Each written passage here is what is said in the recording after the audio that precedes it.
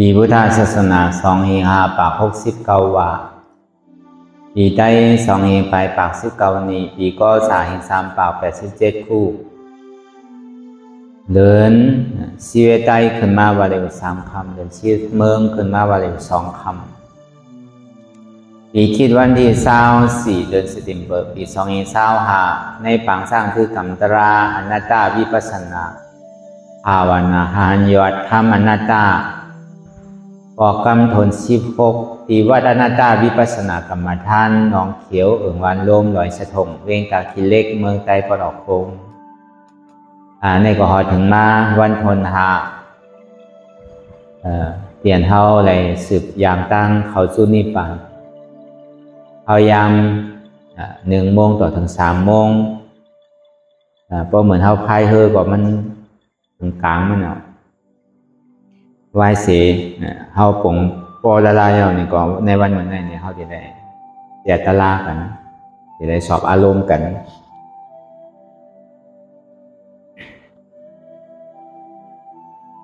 อันตั้งสุดเนี่ยก็เฮานำขากายกุดขากว่าถ้าต่างขาซ้ายก็อะไรอย่างนั้นขาซ้ายถ้าต่างขากว่าในก็อะไรมือ2 คอนต่างไว้เหนือตาเฮาก็อย่าไว้โตซื่อๆอย่าไปเคียงนะวิญญาณยันน่ะพอเฮาเคียงเนี่ยก็มันจังเฮ็ดให้เฮากันสั่นพอหย่อนยันเนี่ยมันจังเฮ็ดให้เฮาใครรักใครงอน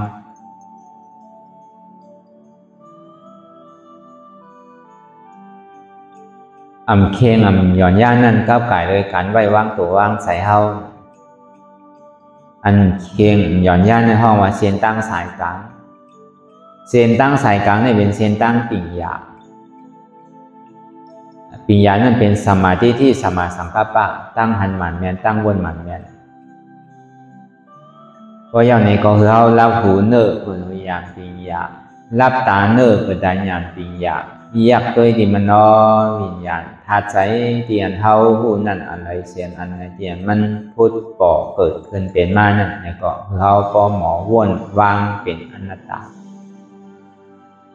ตั้งเขาไปหันเจ็บไปหันตุกข้าไปกล่องแจงแรงใจเนื้ออนัตตานี่ก็โดยดีลมโดยใจเขาออกตั้งโดยใจเขายาวยาวโดยใจออกยาวยาวโดยใจเขาดึกโดยใจออกดึ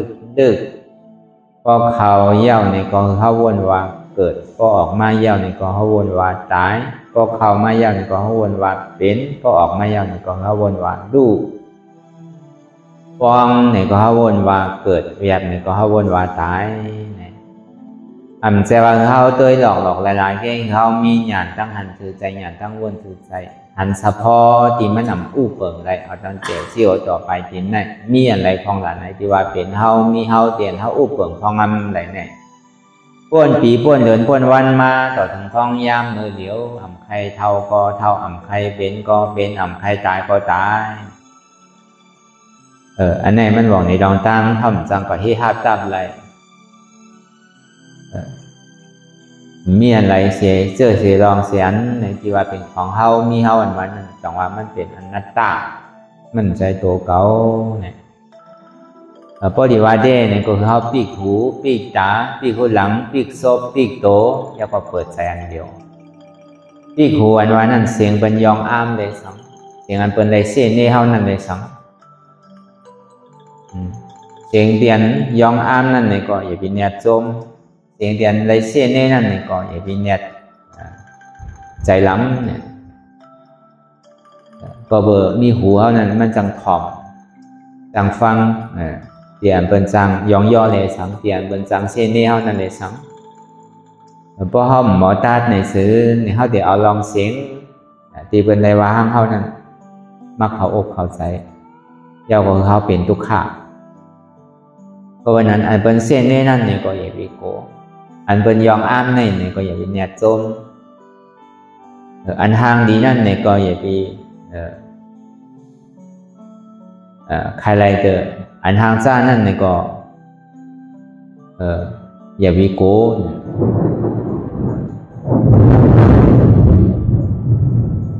สองว่าเสียงเดียนเขาเลยถอมเยยินอยู่นั่นมันมีเสียงเปิดเสียงเขามันมีเสียงเก่าเสียงเขาเสียงนั่นก็เป็นเสียงหลอกๆลายๆแค่ว่าอะไรเป็นอนัตตา hàng điện hao lệ hànอยู่นั่นนี่ก็hàng lýก็มันกึ้มอันhàngซ่านั่นนี่ก็มันกึ้มhàngนั่นก็เป็นhàngหลอกหลายก็นั่นก็ว่าอะไรอนัตตาอันหอมนั่นนี่ก็มันกึ้มอันเหม็นนั่นนี่ก็มันกึ้มมันเหมือนอย่างสภาวะธาตุโลกมันหนึ่งเลยก็มาอย่างกว่าไว้นั่นก็ว่าอะไรอันดีกินนั่นนี่ก็มันกึ้มอันนำดีกินนั่นนี่ก็มันกึ้มกินเพื่อหลุดอยู่ใจอยู่เพื่อหลุดกินเพื่อหลุดคือขันธ์เท้าในอยู่กว่าเขาเป็นก้นเพราะเขาหลุดกินข้าวกินต่อเตะคือโตคือขันธ์เท้าในอยู่กว่าจะได้กินกูขิงกูข้าวย่ำใจตัวเดียนเขาเลยตุ้มเตออยู่นั่นในสังได้นุ่งได้ไว้อยู่นั่นในสังก็นุ่งปนตาตีผมภาพตาวันจ้าอันหมดก็นั่นก็ใจนุ่งจะได้เข่เคียงลองกาลองแป้งลองมีการมีขันใจอันนี้อันเท่าว่าวางปอกเนี่ยมันเอาลองเสียงมาวนเอาลองหางมาวนเอาลองไอมาวนเอาลองอายาสามาวนเอาลองนุ่งลองไว้ลองที่ลองเติมมาวนก็วันนั้นลายจะตัดมานั่นเนี่ยก็เสียงที่เรายินอยู่มีเสียงเปินเสียงเขาเสียงเขาเสียงนั่นก็เป็นเสียงหลายๆแค่หลอกหลายๆแค่ว่าอะไรอนัตตาทางเดียนเขาเลยหันอยู่นั่นไหนหันมีทางเปินทางเขาทางเขาทางเขาทางนั่นก็เป็นทางหลอกหลายแค่ว่าอะไรอนัตตาเสียวโน้มเดียนเขาเลยโน้มหมุนนั่นเนี่ยก็มีเสียวเปินเสียวเขามีเสียวเขาเสียวเขาเสียวนั่นก็เสียวหลอกหลายๆแค่ว่าอะไรอนัตตา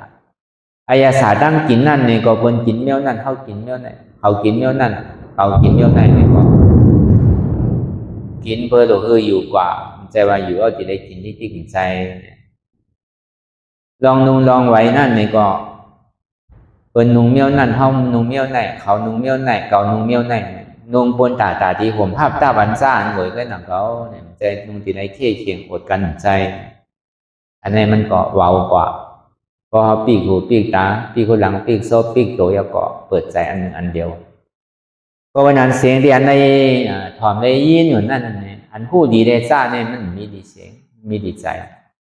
หมักตาเดียนเลยหันทางนั่นนี่ก็อันผู้จักเจอเลยอันเจอเนี่ยมันมีดีหมักตามันมีดีใจอันเท่าไรโนมหมดนั่นเนี่ยก็ผู้จักเสียวมันก็หนังก็อันเมียและอันหอมเนี่ยอันดีโนมเนี่ยมันมีดีใจเขาอันดีกินเนี่ยมันมีดีชอบมันมีดีใจ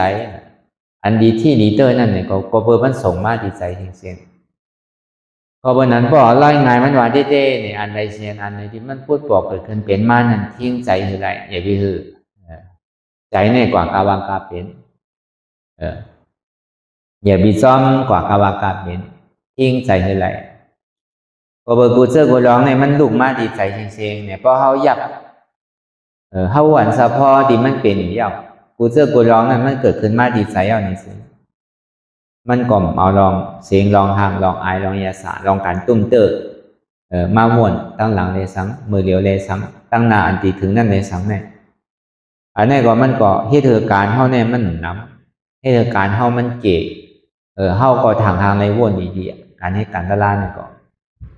พอการมันน้ำยาวเนี่ยอันใดก็ดีวนอันใดก็ดีเอาเข้าใจพอเขาตึกนางตะล่าอยู่เนี่ยเขาตึกกัดเย็นอยู่มันมีเสียงกึ้งก้างปอกเป็นมาใช่ไหมเสียงโดดห้าเสียงก้าเสียงพัดลมมาเสียงไอเสียงก้นยางกว่ายางมาเสียงโดดเคิงโดดสังใช่ไหมมันก็จะเอาเสียงมายากพอเบอร์นั้นเขามาพึ่งกันตะล่าเนี่ยเสียงนี่ก็เขาโดดพึ่งซ้อมพอเขาเปลี่ยนมาเนี่ยมันจังหวะลูกกำเฮิรนนั่นเฮิรนในเปิดเพลงเปิดความกำหมุนโมกับกำพิษเทงกันใช่ไหมเขาดีกว่าห้ามเป็นก็มันได้มันเป็นธรรมดาของโลกกะเพราะวันนั้นธรรมดาเนี่ยมันเป็นสภาวะของมันเสียงมันแค่มากคือก็มันเป็นรองเสียงได้อันหางมันกำมากคือเนี่ยก็มันเป็นรองหางได้อันเชียวหนูมันแค่มากจืดเนี่ยก็มันไม่ของมันก็กว่าไปหนังก็ลองกินลองหวานนั่นเนี่ยก็กินเปิดหรือคืออยู่กว่าคนเขาเนี่ยให้กินตาในวันคือเนี่ยก็กำเนิดสุดมาพอลงขันให้ต้องออกมาก็มันก็เป็นชีวิตเดียวหมดด้วยหนังก็มันก็จะมีการขันสังบางปองกินตาในวันหนึ่งร้อยในสังเต่า1 วัน 1,000ในสังตา10,000ในสัง100,000 1 ล้านในสังเนี่ย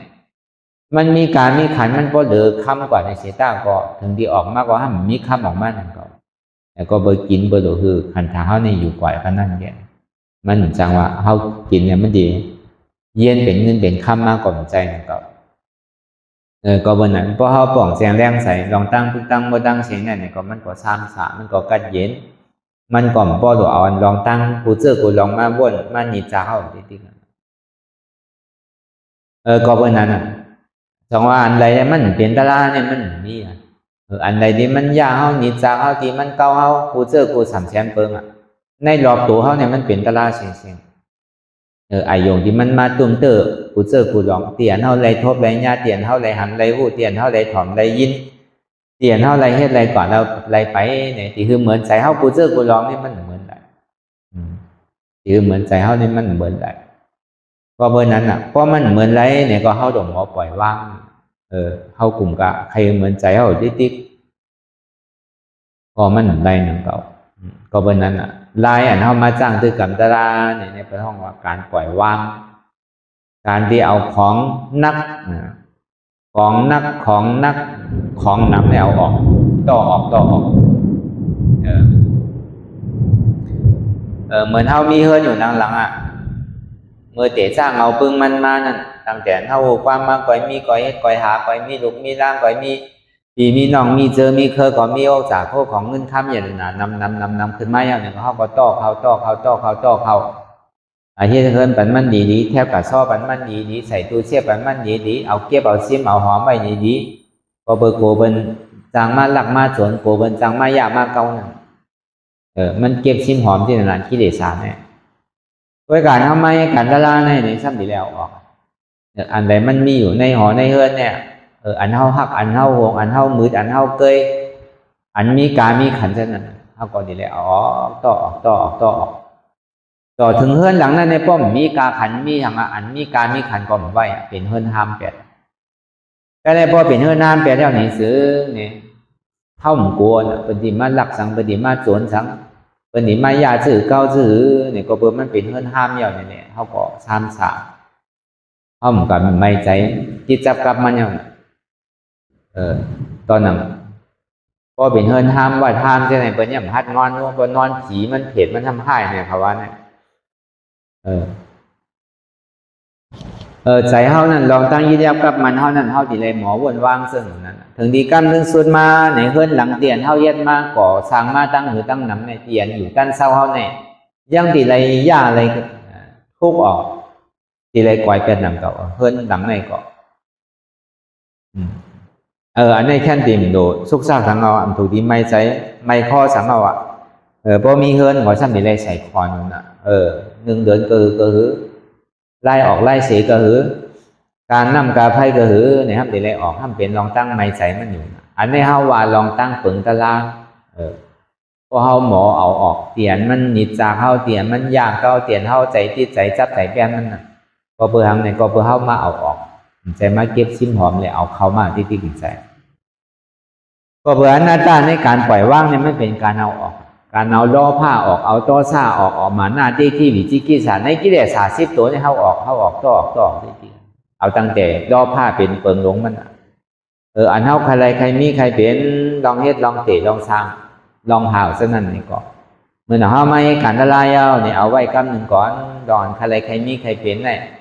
ใครเมื่อไรใครมีเมื่อไรใครเป็นเมื่อไรเฮ็ดเมื่อไรหาเมื่อไรก็มันมีเมื่ออิ่มเมื่อเติมมีเมื่อยาวเมื่อปอเนี่ยก็ในพอมันหนังตะไลออกกล่อมใครใดสั่งยาวในดอกดอกการลงในเกาดีโตออกแล้วตัวหนังตัวเกาดีมันมีอยู่พ้องย่ำเดี๋ยวนี่เก่ากล่อมใครใดใจดีมันมีอยู่พ้องย่ำเดี๋ยวนี่ก็เก่ากล่อมใครใดขันธาเปิงนี้มันมีอยู่พ้องย่ำมาเดี๋ยวนี่ก็เก่าใครใดอันในห้องว่าก็ออกล่อผ่านความอยากใครเป็นออกก็ในลองต่อซ่านั่นก็เหมือนกันอันเขามีลองตั้งต่อซ่าขี่ใจลำง่ายขี่ใจเพชรขี่ใจลำง่ายใช่ไหมลองตั้งใครขี่ใจลำขี่ใจเพชรหรือใช่ไหมเนี่ยก้นหนึ่งก็มันเหมือนกันบางก้อนให้เป็นก้นใจปอดก้นส้มให้ก้นต่อซ่าใหญ่ใช่ไหมก็ได้พอไม่การตลาเนี่ยลองต่อซ่านี่มันก่อมากกันลองตั้งใส่ลำใส่ขังเขาลองตั้งต่อซ่าปอโอปอใส่เขาเนี่ยมันก่อมาป พอมันขอมาเนี่ยก็เหมือนจ้างกว่านี้พิษไปเหมือนจ้างกว่านี้ตั้งพิษไปเนี่ยลองต่อชาเนี่ยก็เขาเยื่ออะไรก็มันแค่ดี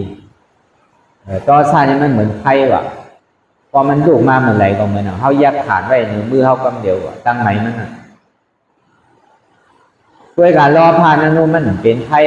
เป็นไพ่ได้ใจหนังเก่าอ่ะมันเป็นเหมือนน้ำแข็งว่ะรอผ่านน่ะมันเย็นเสียตาเนี่ยก็ยักน้ำแข็งที่ก็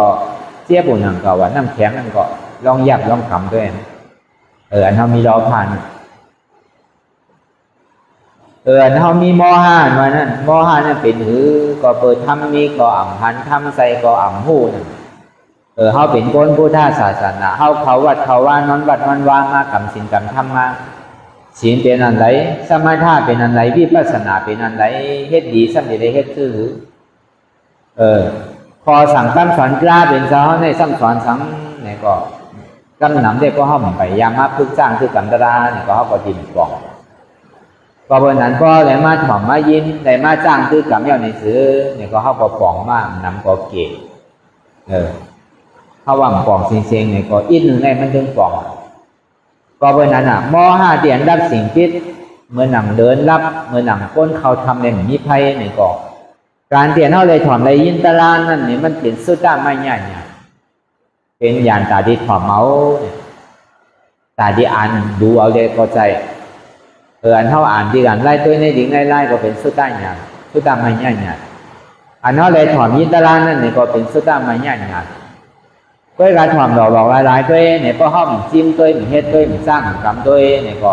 มันก็มาเกิดอาโจนนั่นก็พอวันนั้นก็เขาถ่อมเย้าเนี่ยก็เขาพอดีได้กรรมจอมอันเท่ากรรมจอมเนี่ยเป็นภาวนาไม่ง่ายเนี่ย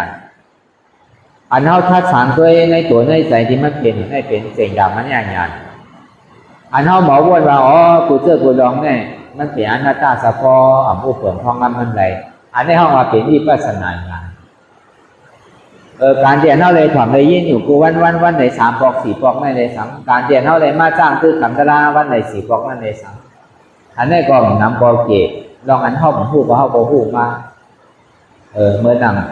มอเทียนมันโง่ไว้เนี่ยก็มันง่ายขึ้นเมื่อนั่งพูดทำเดียมันมีไพ่เนี่ยก็มันก็แรงมากอันนี้ก็ม.5 เขาของมันก็ค่อยๆหายกว่ามาหน้าของเขานั่นเนี่ยก็หมาหน้าของเขาอันเขาว่าเขามีตั้งหูตั้งหมอเขาเลยเห็นดีเก่งง่ายเขาเลยจบสั้นจบสูงมาเขาเลยจบปิฎกา3 ของมากกว่าเย้าเนี่ยสังว่าเขามาหนังตะลาเนี่ยอันเขาเลยจบเลยเห็นหูมาแต่มันจังเขามาใจอย่างเต้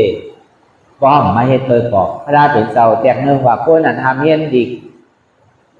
หูลองปิฎกา3 ของเสต้าเนี่ยก็หมอสั่งหมอสอนเหมือนเพื่อกาโตเจ้าเขาก็เฮ็ดในมันเหมือนคนกินจางเลี้ยงน้ำเลี้ยงโวอ่ะเพื่อกาซ้ำได้กินนมโวอ่ะได้กินมันก็เปิดสังเนี่ยมันกินจางเลี้ยงโวอยู่เพื่อกาได้กินนมโวอ่ะก็เปิดมันหมอเอาน่ะกินจางได้กินจางเลี้ยงนมโวอยู่กินจางโวเพื่อกาได้กินน้ำนมโวอ่ะพระเดินเจ้าอ่ะหมอข้าพุกกะราเป็นก้นแปดหลายว่ะก้นซุ่มหลายว่ะผู้เสตาก็มาเฮ็ดบอกกันในอาตาเนี่ยอาตานั่นก็เบอร์สังในอาตาเนี่ยเพราะว่าเขามันนางหันเจี๊ยบเนี่ยมันไปหันเกาเติมมันตึกหันเปิลอยู่ยังตึกไม่ใจลองเปิลอยู่ไม่ใจลองเขาอยู่ไม่ใจลองเข้าอยู่ก็ในพอมันมาหันเกายาวหันคางเกามือเกาตัวเกาใจเกาเจี๊ยบเกายาวในลองเปิลนี่ก็หายไปมันถึงที่หันเหนือเกาเนี่ยจีเต้เนี่ยอันเกาหักหนาเลยเปิลนี่เป็นเกาในกำเดียวยาวเกาอันที่ว่าเนี่ยก็สั่งอุปเปิงไล่สั่งใจตัวของเกาเต้มันเป็นอนัตตาลองอาตาเขานั่นอันที่มันหนาไว้ผู้ทูตศาสนาเนี่ยบอกวันหนาว่ะแผ่นดินเมื่อมันหนาว่า240,000 มันอยู่ศาสนาเนี่ยก็เปิดอนัตตาก็เปิดอาตาผมภาพตับไว้ว่ามันอนัตตามันหนาเพราะแต่เนี่ยอาตานั้นหมาหน้านั้นสูงต่อถึงเมืองผีเมืองสางคนหรอกอาตาเนี่ยหมาหน้าเนี่ยก็เพราะนั้นก็มาหันเก่า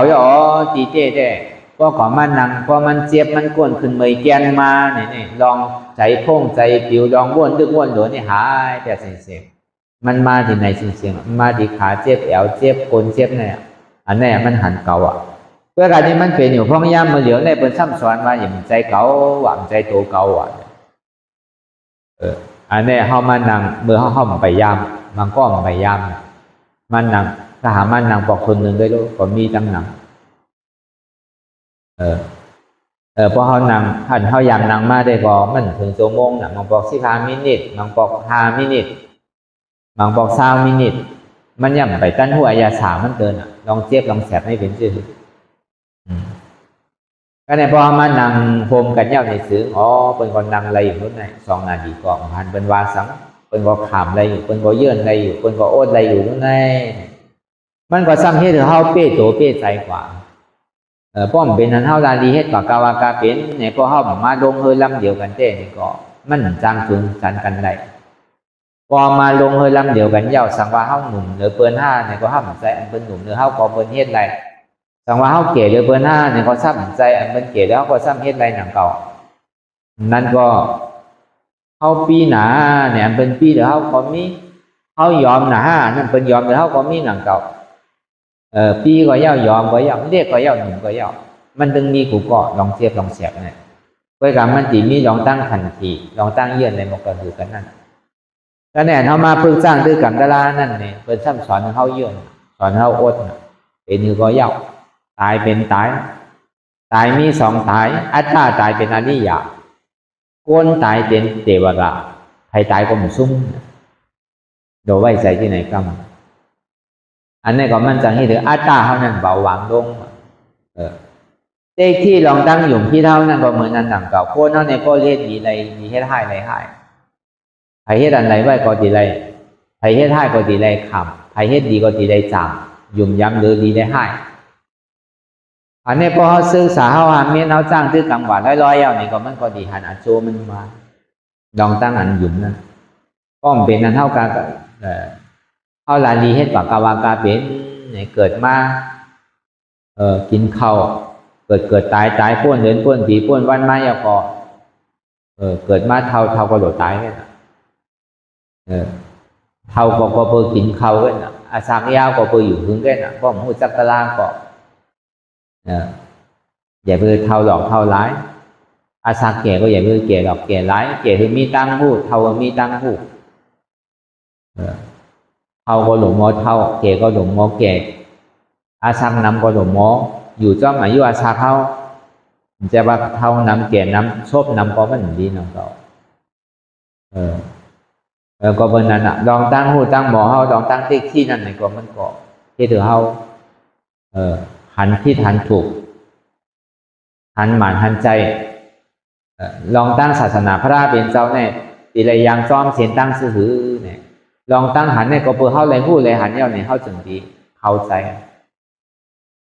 เพราะเขาพูดเลยหันเข้ากลุ่มกับหันเตียนมีศีลมีธรรมอันนี้กับกาวากาเป็นเนี่ยก็ใจเข้าก็ตกแบบคนเอาเป็นคนพุทธศาสนาเนี่ยก็กับโก้ไก่เตียนก็มีศีลมีธรรมอันเข้าก็หันอยู่ก็ดึงหูดึงตาใช่ไหมก็เขาให้เดินสัตว์เท้านี่ตกแบบก็การในโลกาหลงในมัวได้โยเนี่ยอันเป็นอยู่จ้อมศีลจ้อมธรรมอันเป็นเฮ็ดจ้างตื้อกับดารานั่นเนี่ยดีเตี้ยมันก็ยังตึงมีอยู่เนี่ยมันหมดก็กับเขาดีชอหายามันนั่นเงี้ยมันตึงมีอยู่ตั้งนำบางทีก็มันจะออกซื้อออกเสียออกดาวตาโลอันเป็นเหตุการณ์ดีแต่มันจะว่าหลวได้เปี้ยในเป็นหันก่อมใจก็ยังตึงมีอยู่มันย่ำเป่าห้างอริยาเขาย่ำเป่าห้างอริยาผู้โกยานตาเขายังตึงมีอยู่มันหายไปตั้งไรมันจะว่ามีโอดูเอาล้ามาใส่ไว้เนื้อหวานเนี่ยโดยเลยเปล่าคือเป็นพ่อผู้ยินว่าก่อนนี่เป็นยาหันตาก่อนนี่เป็นอาดิยานี่มันใจที่นั้นมันใจเมียวโดดจ้านี่กันอันมันจ้านี่กันเนี่ยมันเหมือนหนังมันใจเป็นเสียงหมักแก้งเสียงอันมีการมีคันในกับว่างขายต้องกัดของใจเสียงดีเนี่ยเป็นยังโผล่ก้นผู้ก่อนพอวันนั้นลองตั้งเด็กที่วิจิกิสาลองตั้งหยุ่มพิษหยุ่มเปิงเข้าจะไหนก็เป็นอันเดียวกันนะที่หน้าเมตตาซะเนี่ยลองอันข้านเฮาเนี่ยก็อยู่หออยู่เฮิรนเนี่ยก็เฮาใครนอนขิงไรนอนใครลูกขิงไรลูกใครกินขิงไรกินเฮามีปักมีเปิงก็ในพอมาเขาในตึกปังกะลาเย้าเนี่ยก็ถึงขิงขาข้าวยำมันมา อันเท่าที่เลยอ่อนกันนางตาลาในวันไหลสีปอกเนี่ยเท่าก็ทางแห่นต่อยจริงใครนอนเกิดก็การไรลูกผู้ข้าวยำเนี่ยเป็นหนุนนางตาลาพอข้าวยำโดซุ่มซ้อมเนี่ยก็ว่าในสองปอกเนี่ยก็เป็นก็ต่อยกันเท่าทางในเจ้าในสังกลางวันมานั่นในสังมันติเลยอยู่จ้อมปักเมืองกันเสียงก็เป็นอันในลองตั้งข้านเรียนเท่ายำมีมาเนี่ยก็มันก็ข้านมาเนี่ยพอเขามาจ้างซื้อกรรมต้องกันน่ะพอข้านเขาอายเหมือนกันน่ะเป็นยังเฮ็ดอะไรอยู่นู้นในเขาเฮ็ดอะไรก็อายเหมือนกันน่ะก็เป็นนั้นน่ะลองด้านเขายำข้านของมันก็บอกข้านมาก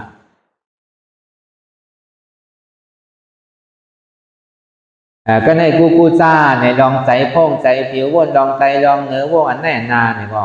เพราะว่าเขามาจ้างซื้อกรรมตลาดเนี่ยก็ลองอันนั่นก็มันก็พอมีก็เปิดสังพอเขาอยู่หออยู่เฮิรนในเขาใครตุ้ยทีวีเมื่อไรก็แล้วใครตุ้ยโพ่งเมื่อไรก็ไรเขาใครกับเรียนในปอยในลามใครกับเรียกลางค่ำกลางคืนใครกับเรียห้องเพียงห้องความอย่างมวนเสื้อเปี่ยวกาเวียนห้องเวียนที่ไหนก็ไรรู้อายุมันนำน่ะก็เพราะนั้นอ่ะอายงใจอายงพ่งผิวเนี่ยก็มันกว่าใครกว่าทั้งนั้นมันบอกยาวกว่ายาวมากพอถึงเมืองเลี้ยงนู้ลองเปี่ยวลองมูลลองเสื้อเขานั่นเพราะเป็นเข้ามานางตลาเนี่ยมันจังกว่าทั้งไรอ่ะพอมันเจ็บมาได้ใจพ่งใจผิวเนี่ยเกิดแปดคำเดียวมันมาดีในเสียงอันนี้ก็มันเป็นข้อเดียนเฮ็ดใจเขาหนีไม่ได้แต่อันพ่งผิวเขาก็แบบนี้ก็เบอร์นั้นดังเลยใจเขาปกติหนีไรนั่นเนี่ยเขาอย่าไปใกล้ขึ้นก็ย่อนะพอเขาใกล้ขึ้นใกล้หนึ่งก็ใจเขาผิวจอมที่มันพอก็ใจก็ผิวมันพอก็เจ็บที่ไหนที่มันไปหนีมานั่นพอเขาขามเจ็บขามทุกข้าอะไรเนี่ยก็ใจเขาคนหนีมากบางพอเขามีหัวหอมมีเงินมีดุกมีรังมีผัวมีเมียมีโอจากโคของเงินคำเนี่ยเขาบนลืมหมดมีสังอาบเหมือนหนังมีสังที่เมียวเนี่ยพอเขาอยู่หออยู่เพื่อนเขาเนี่ยก็ไพ่เดียนน้ำดีว่ะอันนี้ขาดอันนาขาดอันนี้มีอันนามีเนี่ยเขาพอหลงไม่ใช่น่ะโลกะหาจอมกัดโลกะหาเสื้อเนี่ยพอใครกูวันนั่นน่ะลองอันเฮ็ดหามาใส่ต้องใส่ชอบใส่เขาเนี่ยลองอยู่ลองเศร้าลองปั้นลองเพียวลองนุงลองไหวเขาเนี่ยเขาเลยไหมอยู่กูวันอันเขามาเขากับมาท่าเนี่ยมันโดนเลยไหมทั้งนั้นน่ะเอาเป็นดูเป็นกันเอาเป็นเลี้ยงดูรุ่มลาวะพอเกิดเจียมพอใส่น้ำเนี่ยพอเกิดจางเขาใส่เกลือก็นั่นแค่นั้นเขาก็เลยมออยู่มอพึกตัวพึกใจก่อนไล่เดี๋ยวกำเดียว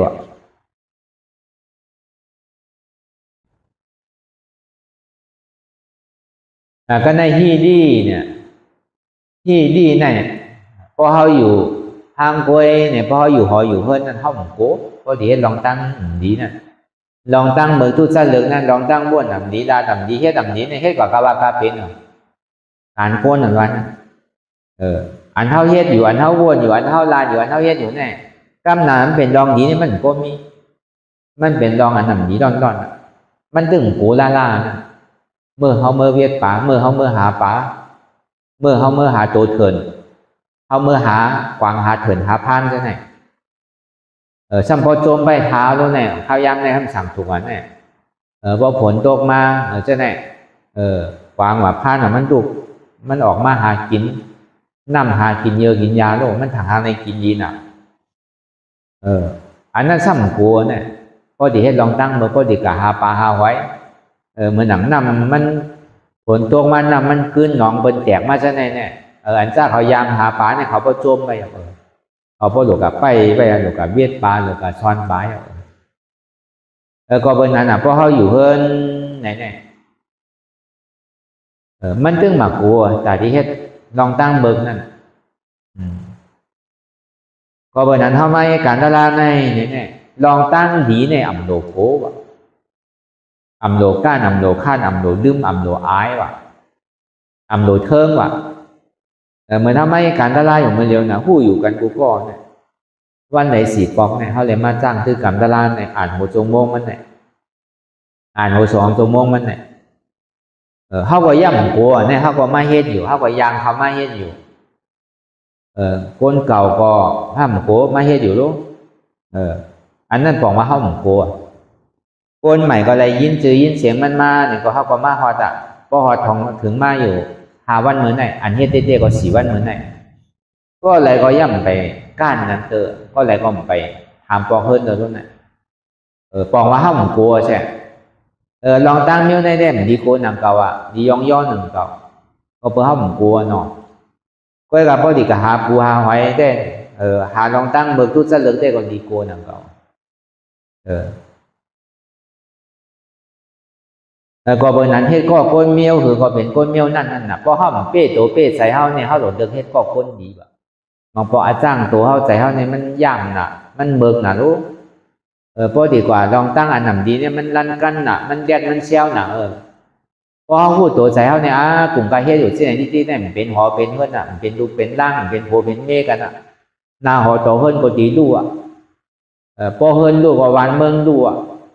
วันลู่ก็เมืองลู่อ่ะเจอเคยก็ลู่แปดเสียงอ่ะอันใดก็มันเป็นอันลู่กว่าแปดเสียงอ่ะพอเป็นนั้นแต่เขาหลดเลือกหาคนดี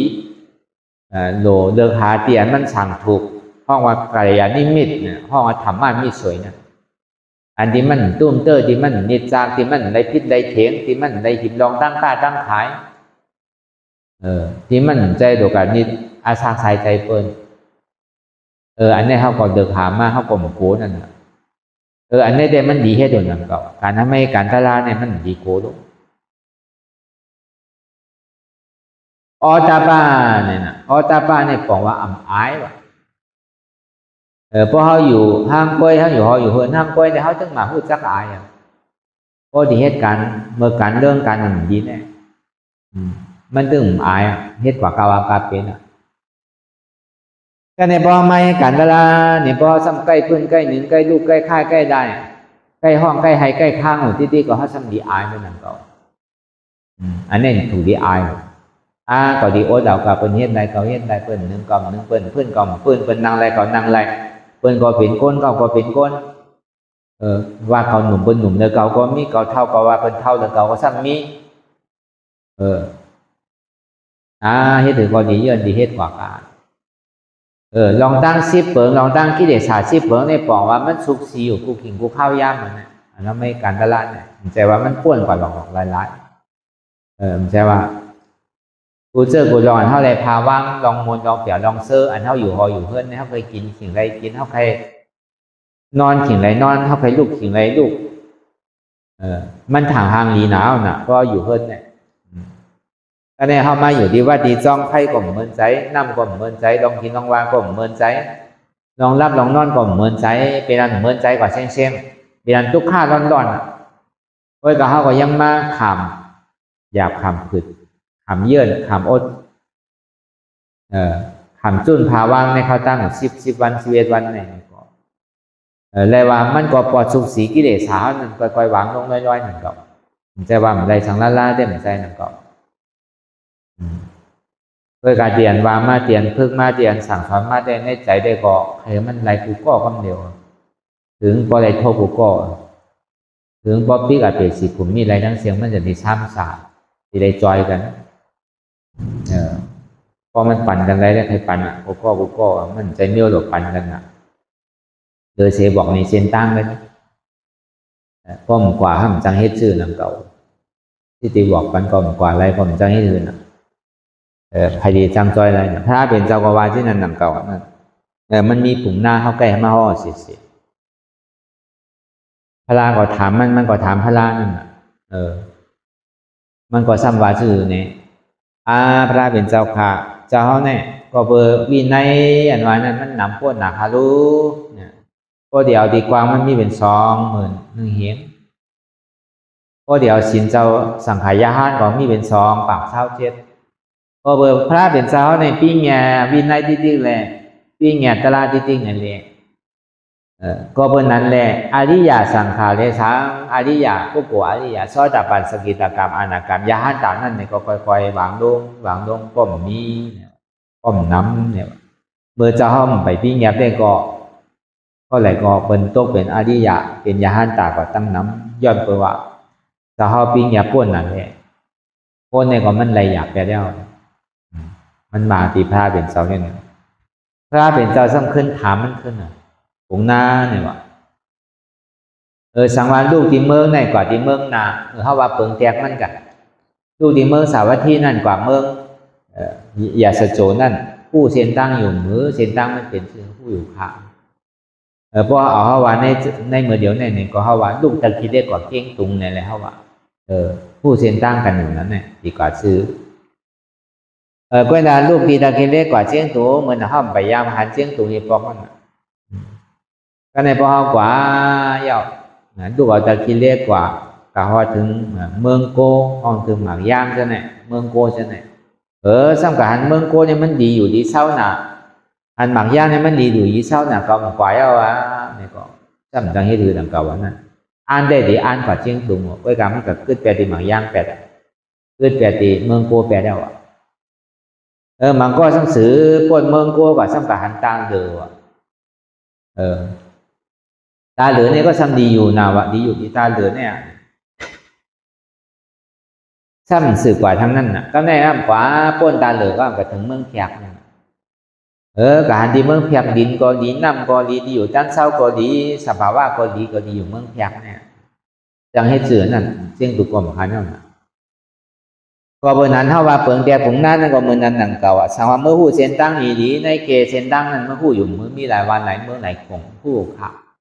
ด้วยการก็อันปึงอีกเมื่อใดดีกว่าเจ้าเมื่อนั่นเนี่ยด้วยการเขาซ้ำกับฮอดีปุ่นเขาซ้ำกับขึ้นเปียตีวันในวันนายเมืองในเมืองนายเนี่ยเมื่อดีจังให้จืดข้าก็มันจังให้จืดนะก็เปิดค้าในเป็นก้อนบอกนี้เส้นตั้งไม่รู้อ่ะก็เขาเมื่อจำข้าก็มันจังให้จืดหนังเขาก็เป็นหนังนั้นเย้าเนี่ยว่าปุ่งหน้าเลยพระเป็นเจ้าซ้ำแจกเนื่องวันชื่อเนี่ยมันเหมือนหนังตุ้มไม่แหงอันนึงว่ะลูกเตี๋ยวแม่น้ำหลวงเนี่ยมันไหลกว่าที่ดีกว่าด้วยการตุ้มไม่แหงอันนั้นสังว่ามันกับข้างผังปุ่นสังว่ามันมาข้างผังแน่สังว่ามันจมลงตั้งใจสังว่ามันแหงไว้ตั้งเหนือสังว่ามันถูกอามุนุนาอามันดูดเอากว่าในซื้อตุ้มไม่นั่นมันดีกว่าฮอตที่ไรล่ะเมื่อวานเนี่ยก็ลังว่ากับฮอตน้ำปังหลายคาโลเนี่ยเป็นนั่นหนังเก่าเนี่ยว่าเก่าได้สอนไว้ยีดีเส้นตั้งมันในที่นี้เฮ็ดซื้อจ้างซื้อกำซื้อกว่านั้นกล้วยกาตุ้มไม่นั่นซ้ำเก่าข้างไว้ผังปุ่นนั่นคนเขาอายเยี่ยตนาจังในนั่นติดหูติดตาติดซบติดโตติดใจนั่นน่ะเสียงติดเสียงติดหางติดอายติดอายาศาสตร์ติดโตติดใจนั่นน่ะตั้งดอกในซ้ำตั้งดอกในเป็นเสียงหางอายอายาศาสตร์การห้าหูตั้งในซ้ำเป็นหูหมักตาหูดังซบโตใจก็เพิ่มมันจัดจิตอันนั้นเหมือนห่อมาเหมือนเจ้ามันก็ทำโจมลงดังใจว่ะพอมาการตะไลการดีการทอดการแบบเมื่อไหร่ในก็ใจอาใจกู้สนนี่มันดึงมีว่ะผมก็มีใจอากู้สนมีใจลำใจกำเฮ็ดป้นบทป้นต่างกว่าที่นั่นก็มีว่ะอันนี้ก็จะให้เสือมันก็จมลงตั้งใจเอาน่ะมันก็ซ้ำแหงไว้ตั้งเหนือเปิ้นสอนวิปัสสนาซ้ำเคยเอาสมาธิที่ติ๊กอ่ะใครเลยอภิญญาใครหู้ใจเปิ้นใครวินเหนืออากาศกลางเท้าใครเลยพุ่งตะโคใครหู้ใจเปิ้นใครวินใครเลยอิทธิปฏิหารใช่ไหมเอาอันนั้นเป็นเปิงหลวงมันแน่วิปัสสนาเป็นจื่อมีจื่อซ้ำใครเฮ็ดจอมเฮ็ดจอมสมาธิดีๆนี่ก็อันนั้นก็มือหนังแหงไว้เนื้อขาวมันจังฮอดกว่าเวลาคนหมังก็ในซ้ำถูกอามันนูดเอากว่าเนี่ยว่าก็เพิ่นนั้นในแหละไม่ตุ่มแหงในมันจังฮอดได้หนังเก่าแต่ที่ฮอดถึงน้ำปังหลายเนี่ยสังว่ามันติดลองตั้งในตั้งนอกมันจมลงตั้งใจมันขึ้นไว้ตั้งเหนือมันถูกอามันนูดเอาการนี้ซื้อตุ่มไม่อันว่ามันถึงฮอดอยู่ในน้ำปังหลายมันนี่ป่านนี่ก็มันเหมือนน้ำปังหลายก็เพิ่นนั้นอันเฮามาจ้างซื้อกำนั่นในก็เมื่อนั้นเก่าพระเป็นเจ้าก็เก่าก็มีนาทีปุ่นพ้องตาที่จี้นี่ก็ว่าก็เขากว่าสันติจังเฮ็ดถือเขาก็จังกะจอยอะไรหนังเก่าจังปันหนังเก่าจังกะจอมด้วยหนังเก่าสิที่เขาเมื่อจังเฮ็ดถือละมันกับกายได้ลองวินัยกับกายได้ลองสังว่ามันกับกายได้ลองตัวในใจเขาก็ว่าตลาเนี่ยก็มันห่อไว้สร้างล่างๆแจกแรงๆมาเพื่อกับเพราะมันจอมของมันจังเฮ็ดถือเดี๋ยวอย่างซ้อมจื้อเนี่ยก็พาเป็นเช้าก็ห่อไว้ ต่อถึงอันเท่ามันนางจ้างตื้อกรรมอยู่อันเท่าไรถ่อมไรยินอยู่ในนี่ก็มันเป็นสุตตามายาน อันเท่าไรนางรับตาภาวนาเตียนเท่าไรถ่อมไรยินอยู่นั่นนี่ก็เป็นภาวนามายานอันเท่าไรหมอวนว่างเจ็บตัดติใสนั่นนี่ก็เป็นสิ่งดามายานอันเท่าหมอวนวิปัสสนาลองขันธาหาเปิดให้เป็นอนัตตานี่ก็เป็นอนัตตาวิปัสสนาญาณอันเท่าเดี๋ยวพอยามเดี๋ยวนี้มันเป็นญาณร้อนๆญาณทองญาณกำญาณว่นญาณเพชรจงว่าหาหันนั่งรับตาภาวนาหาก็หายก็หูหันทุกข้าก็หันเย้าก็หลูหู้เหตุทุกข้าก็หู้เหตุทุกข้าเย้านี่ก็หลูได้ตัดหลูได้วางมันจะดีฮอดไหนเนี่ยก็เบอร์นั้นอันเฮามาเหตุการณ์เวลาเนี่ยบอกว่าเฮามาเอาออกรอผ้าเฮาตีเกต่อซาเฮาตีเกโมห้ามาหน้าที่อัตตาวิจิกิจฉาดีออดาป้าเฮานั้นมันดียอมลงต่อถึงมันพอดีขาดตกแก่นพอดีเอาง่ายมันว่าเต้นี่ก็มันมีสองตัวเพราะการไล่เฮ็ดมันได้เต้มีตัวเดียวไปโหซึกหลงเนี่ยมันเป็นอัตตานั่นกำเดียวอัตตาว่าเป็นโหเกาขาเกามือเกาโตเกาใจเกาเจ็บเกาขันธาของเกาอัตตาตัวนั้น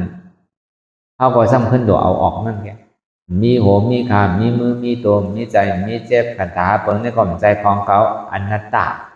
มันเจ็บก้นขึ้นไม่แก้นมาสื่อก็ยาวมันเสียบมันหอนมันไม่ก็ยาว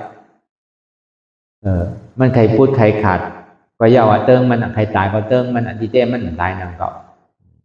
แต่ดีพูดตีขาดดีตายอันนี้ก็เติงมันจุ่นโตจุ่นใจจุ่นเจ็บพอเข้าใกล้จุ่นนี่ติ๊กไหนก็มันที่กระคำอะไรก็การอะไรก่อยไปแกอัตตาดีที่แล้วนั้นพออัตตาดีที่ก่อยไปแล้วก็วิจิกิจฉาเนี่ยมันจะนี่ก่อยไปตั้งดำอันเท่าหยุ่มยำมาเป็นโหเกาขาเกามือเกาโตเกาใจเกาเจ็บเกาเป็นโหเกาเป็นขาเกาเป็นมือเกาเป็นโตเกาเป็นใจเกาเป็นเจ็บเนี่ยอันเนี้ยอันเน็ตมันน่ะเท่ากับซ้ำขึ้นต่อสู้เดียมันเปลี่ยนอยู่เมื่อเดียวเนี่ยมีโหมีขามีมือมีโตมีใจมีเจ็บมันแบบอนัตตานี้ที่ก็หนังเก่าอัตตานั้นมันเป็นเหตุทุกข์อนัตตาซ้ำเป็นเหตุสุขะอัตตานั้นซ้ำเป็นตัวสมุทัยเสียจากอนัตตานั้นซ้ำเป็นมรรคเสียจากเอามรรคเสียจากก็แปดสมุทัยเสียจากเอาอนัตตาก็แปดอัตตามันก็มีขนาดเงี้ยมันจะมีแต่พอมันหนังตัวเด็กของมันก็มีชื่ออย่างเงี้ยมันมาดีตัวการพยากว่าดีใจการพยากว่าดีเจ็บพอยังพอขึ้นพอย้ำเหมือนหนังโกนพออัดหนังพอเติมมันเป็นรองมันเขาอยู่ดีกับไม่ใจนาทีเขาในบอกว่าติ๊กเจ็บก็เป็นรองเจ็บเจ็บก็มันเหตุการณ์เจ็บไงการเขาในเขาหลุดสืบข้าวตั้งเขาหลุดว่างเขาหลุดสืบข้าวตั้งเจ็บในเป็นทุกข้าในหมู่บ้านเลยอนัตตาเจ็บก็เป็นการเจ็บอย่าไปโกเจ็บเจ็บเนี่ยมันใจว่าที่มีเป็นคือเป็นสองเป็นว่าเป็นรักหันใจมันสืบเป็นสืบลูกไข่กว่ามันสืบเป็นสืบลูกแหลกหลายไข่กว่ามันใจตัวเฮามันเป็นสภาวะยุบธาตุอันหนึ่งแกมันใจเฮาเนี่ยมันเป็นสภาวะของนามธาตุแกนามธาตุนั่นเป็นเหือเจ็บแก้นต้องตอนนี้สารสันไว้โค้มแต่เนี่ยเป็นหมายย่อธาตุลมอันไม่อันก้าดันอุ่นนั้นหนาวนั่นเนี่ยเป็นติโซธาตุไฟอันนักบ่อนแข็งนั่นเป็นปัทวีธาตุธาตุลิ้นอันจักยายจึงอย่าเป็นดูเนี่ยเป็นอาโปธาตุธาตุน้ำใจเขาอันว่านี่มันเป็นธาตุดินน้ำลมภัยเหตุการณ์เลยเกาเจ็บเกาแสบเกาไม่เกาแก้นเกาเจ็บเกาเนี่ยมันนี้เกาเจ็บนั่นก็มันนี้มันเป็นเวทนาธาตุแกทำสามตัวเนี่ยมันเป็นเส้นตั้งกว่านี้ป่ะพอเขาจุนเลยใจตัวเกาใจเกาใจเจ็บเกาจุนอะไรเนี่ยอนุหลงปฏิหลงมาดีตัวก็จุนตัวมาดีใจก็จุนใจมาดีเจ็บก็จุนเจ็บวางเจ็บวางตัววางใจให้ที่ไหนก็ที่แกก็มีอย่างนั้น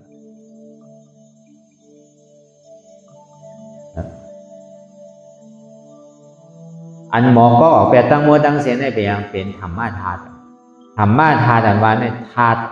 ตะลาอันเขาใกล้เห็นว่าเขาเมื่อตะลาเขาเมื่ออัดถูกตะลาเขามือเขาตะลาเขามือจ้างตะลาเขามือถ่อมตะลาเขามืออยู่ตะลา ใช่ไหมตาลานั่นสัมเป็นสังตาลานั่นมันเป็นอนัตตานั่นคำเดียวเฮาเมื่อดูพอเฮาได้ยินอนัตตาบอกว่าเฮาดูเฮาเมื่อจ้างคือกันตาลาในเฮารู้จักอนัตตาบอกว่าเฮาจ้างเฮาเมื่อนอนเอาตาลาเมื่อนั่งเอาตาลานี่ก็พอเฮารู้จักอนัตตาได้ถอมอนัตตานี่ก็นอนที่นั่นเฮาก็กินจังไปกรรมฐานนี่นะ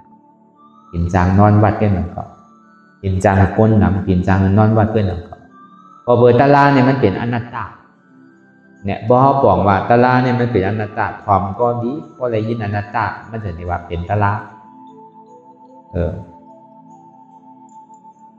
กับเขาตาลานั่นก็ดีอันเท่าไรเขานั่นก็อะไรยินอนัตตาก่อนมันจะได้เป็นตาลากับเขาได้สังกัดทอมได้สังการดูได้สังกายเฮ็ดได้สังการนอนได้สังเพราะเฮาว่าอ๋อมันเป็นอันเฮามาหาอนัตตาตรงไหนอันเฮามาหาตาลาอันเฮาขาหานั่นได้สังอันเฮา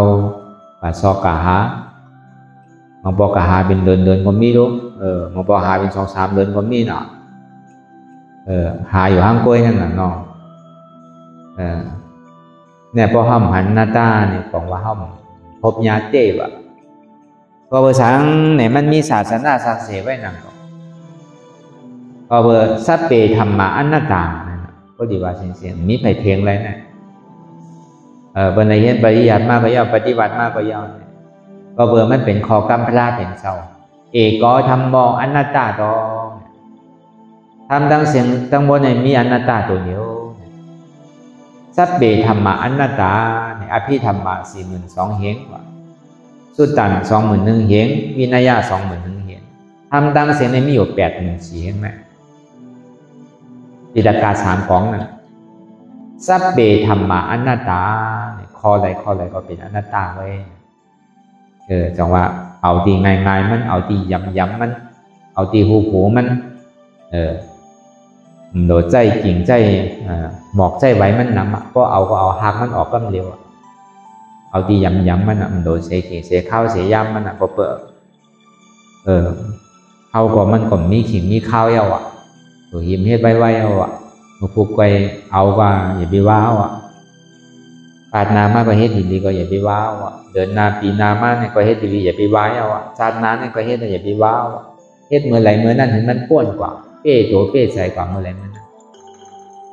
คือมันแต่อาลางกว่าเมื่อไหร่เมื่อนั้นอย่าไปถุงนี้หรือแต่อาลางเพราะอะไรน้ำแมทเขาแค่นดีอย่าไปใจมีเก่าอย่าไปเอานีใหม่ว่ะนี่เก่าก็มาไปเสียงเขาสำคัญเพราะหลบเครื่องป้องกันนีใหม่ทั้งก็เกิดมาจากอะไรก็มาเป็นนีอยู่ที่แกมาใช้นีเขามาเป็นอยู่มาเดียวก็เขามาใช้นีนั่นเขาเปิดเขาถุงนี้ไว้ถุงนี้เก่าไว้เขาก็เลยมาใช้นีก็ในนั้นเลยเขามีนีนั่นเขาโดดเฮ็ดการเรียนมีนี้เขาโดดออกเสียงๆล่ะโดดเสียไรอ่ะการเข้าใจที่ใจจับใจเป็นใครเป็นใครมีเนี่ยเขาถุงนี้อะไรมีอยู่ที่ก็เอาออกแบบเสียงก่อนนี้เขาก็แบบนี้อันนี้ก็เอาอย่างปิ่งยาห้ามไผ่ห้ามมันวนด้วยอย่างนี้นั่นมันพอดีเป็นแฮมใส่เขาทีไรมีดองตั้งโซจาคัดใจคือมันพอสืบกว่าง่ายๆดมนี่ก็ทำนี้นี่ก็เขาพอหันทำใจนี่ก็เขาพอหูทำนี้หันสังหันเจ็บทำใจหูสังหัวเจ็บในเป็นอนัตตาทำนี้หันสังหันทุกข์ทำใจหูสังหัวทุกข์ในเป็นอนัตตาหันอยู่ผู้อยู่ย่อมภาพวางเป็นอนัตตาหันเจ็บผู้เจ็บภาพเจ็บหันทุกข์หูทุกข์หับทุกข์วางเหตุเจ็บเหตุทุกข์เป็นอนัตตาเหตุเจ็บเหตุทุกข์เป็นหัวเก่าขาเก่ามือเก่าตัวเก่าใจเก่าเจ็บเก่าเหตุสุขมีหัวมีขามมีมือมีตัวมีใจมีเจ็บทำมีหันเจ็บแก้นต้งตอนนี้ชานสันไหวคมแต่ไม่กระดอนแข็งสู้ตุ่มจับยาจึงแบบเป็นรูปทำใจหัวเจ็บแก้นต้งตอนนี้ชานสันไหวคมแต่ไม่กระดอนแข็งสู้ตุ่มจับยาจึงแบบเป็นผู้นี้เป็นอนัตตาอันนี้ก็เอาวนยาวข้าวยามหึงอย่าไปว่าไพ่อย่าไปว่าเทิงเตียนเท่าหันกอดีเตียนเท่าวนกอดีหึงบ่เพียงกันกว่าวนต่อถึงเจ็บมันพอสุดวนต่อถึงทุกขานั้นพอสุดถ้าต่อถึงอัตตานั้นพอตกพุทธขาดกว่าอะไรที่มันพุทธบอกเกิดขึ้นเป็นมานั่นไหนก็คือเฮาปอหมองวนวางแทบตัดเป็นอนัตตาสัพพอไหล